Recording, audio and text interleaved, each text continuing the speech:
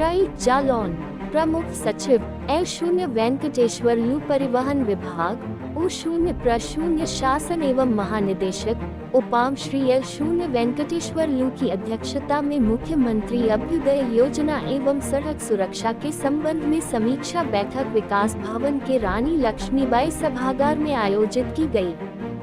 उन्होंने बताया कि मुख्यमंत्री अभ्युदय योजना के तहत प्रतिभाशाली छात्र छात्राएं निःशुल्क शिक्षा ले सकते हैं। उन्होंने कहा कि प्रदेश सरकार की यह महत्वपूर्ण योजना से बच्चों के भविष्य को सही राह पर चलने का अवसर प्रदान करेगी।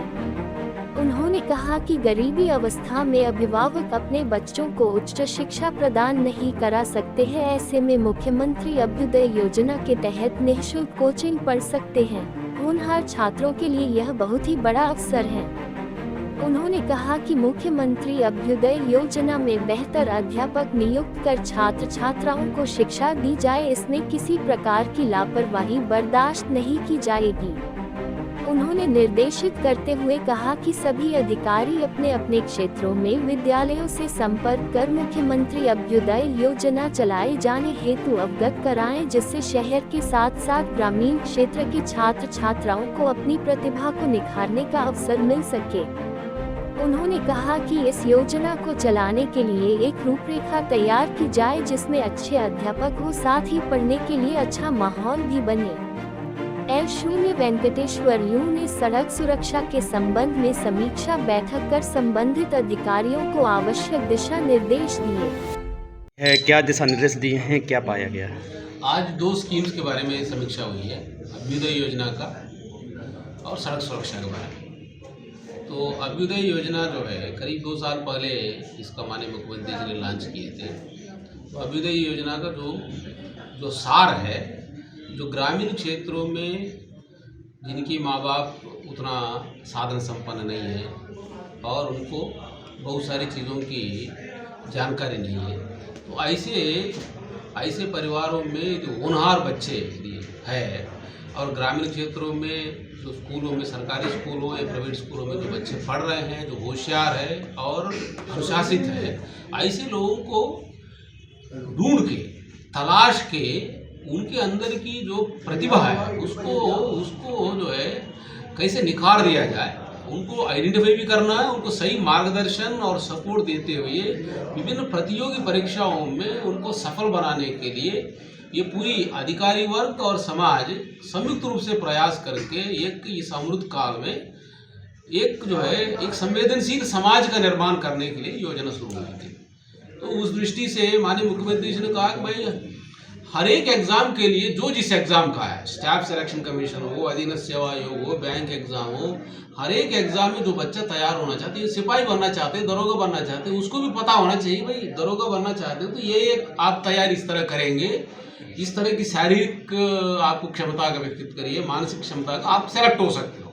यदि ग्रामीण क्षेत्र का एक बच्चे हम लोगों का प्रयास से मार्गदर्शन सेलेक्ट हो जाता है तो उसकी वो मनोदशा है भाई समाज की। आज को तो लोग सोच रहे हैं कि शिक्षा हो, स्वास्थ्य हो, केवल धंधा हो गया, वो पैसा खर्च करिए तभी आदमी बढ़ पाएगा।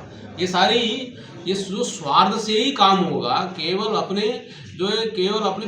परिवार के ही आधार पर आगे बढ़ता है, ये सोच छोड़ के समाज का भी इसमें सरोकार रहता है, कल्याणकारी शासन व्यवस्था का भी ये जिम्मेदारी है। भाई हमारे भारत की जो भारतीय संस्कृति है कि हम लोग वसुधैव कुटुंबकम की बात करते हैं, हमारे आसपास के जो बच्चे, होशियार बच्चे, उनकी क्षमता के अनुसार हम आगे क्यों नहीं बढ़ा पाते हैं, इसी भावना को लेकर माननीय मुख्यमंत्री जी ने शुरू किए थे। तो इस भावना के साथ अभी इन लोगों ने केवल 4 एग्जाम्स के लिए ये कार्यक्रम अभी शुरू हुआ है। उसमें कुछ कमियां हैं, अभी बहुत सारे जो बच्चे नहीं आ रहे हैं, कुछ सेलेक्ट हुए वो नहीं आ रहे हैं। तो अभी डीएम साहब से बात हुई, डीएम साहब ने कहा कि कॉलेज के प्रिंसिपल से बात करके जो इस तरह का अनुशासित है, होशियार है और कंपैरेटिवली उनके परिवार में इतनी साधन संपन्नता नहीं, ऐसे लोगों को आइडेंटिफाई करके इन सारी एग्जाम्स के लिए उसको पहले तो सिस्टमेटिकली हमारी लोक सेवा आयोग के संबंधित परीक्षाएं और जो इंजीनियरिंग एंट्रेंस, जेईई, नीट, इनके लिए सिस्टमेटिकली तैयारी कराएंगे। पिछली बार माननीय समाज कल्याण मंत्री जी ने भी बोला कि भाई हमारे हॉस्टल जो इनके लिए भी उपलब्ध करा दिया जाए।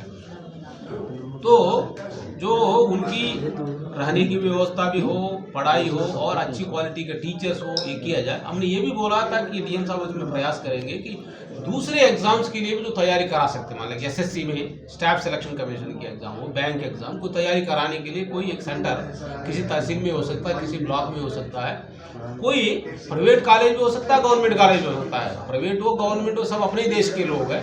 तो उस तरह की भावना जगा के उनको जो भी सपोर्ट हो सकता है, गवर्नमेंट की तरफ सपोर्ट है और जो कॉर्पोरेट सोशल रेस्पॉन्सिबिलिटी की तरफ सपोर्ट है, इसको देते हुए तो होशियार बच्चों को आगे बढ़ाने के लिए मार्गदर्शन, मटेरियल और उसको कोचिंग देने के लिए टीचर्स को तैयार कराने, एक तो ये बात है। क्या? परिवहन विभाग से जुड़ी हुई कई बता दो। शिकायतें हैं क्या? और बीच में कई ये जांच आरटीओ भी हुई कार्यालय है। में सर जो वीडियो वायरल हुए हैं बाबुओं के पैसे लेने के, ऐसी भ्रष्टाचार की शिकायतें विद्यार्थी पूरी परिषद जो ने जांच करा रहे हैं तो डीएम साहब ने उसको रिपोर्ट भी भेजा, हम लोग उसको जांच अधिकारी भी तैनात कर दिया, उस पर कार्रवाई होगी। एक मामला सर और आया था, एक गाड़ी 1.5 साल पहले यहाँ बिक चुकी थी, उसकी एनओसी इन्होंने आरटीओ साहब ने बनाई, इसके बाद उसका 1.5 साल बाद तक पैसा निकलता रहा।